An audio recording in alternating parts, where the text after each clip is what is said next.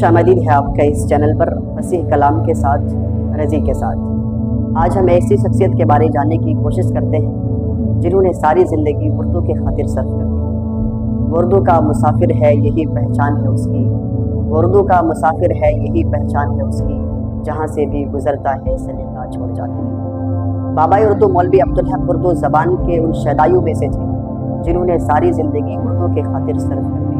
वो कस्बा हापुड़ में 1870 ईस्वी पैदा हुए। बचपन ही से उसे पढ़ने का बेहद शौक था। 1894 में MAO कॉलेज अलीगढ़ से BA का इम्तिहान पास करने के बाद पंजाब और हैदराबाद में मुख्तलिफ ओहदों पर फाइज रहे। उस्मानिया कॉलेज औरंगाबाद में बतौर प्रिंसिपल काम किया। उस्मानिया यूनिवर्सिटी में शोबे उर्दू के सदर और प्रोफेसर रहे। अंजुमन तरक्की उर्दू के सेक्रेटरी मुकर्रर हुए और ज़िंदगी भर इस इदारे की तरक्की और कामयाबी के लिए जी जान से कोशिश करते रहे।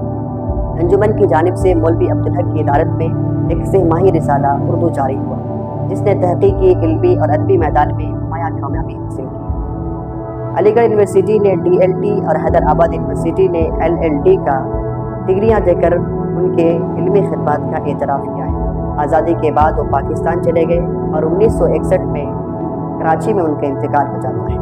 मौलवी अब्दुल हक एक मुहक्किक, सवानी निगार, ज़बादां, लुग़त नवीस, साहिब तर्ज़ नक्शा पर्दाज़ थे। उनकी तहरीरों पर हाली का बहुत ज़्यादा असर था। बोल चाल की सादा ज़बान में पुरखुलूस जज्बात का बेलाग इज़हार करते हैं। हर बात खूब सोच समझ करके लिखते हैं।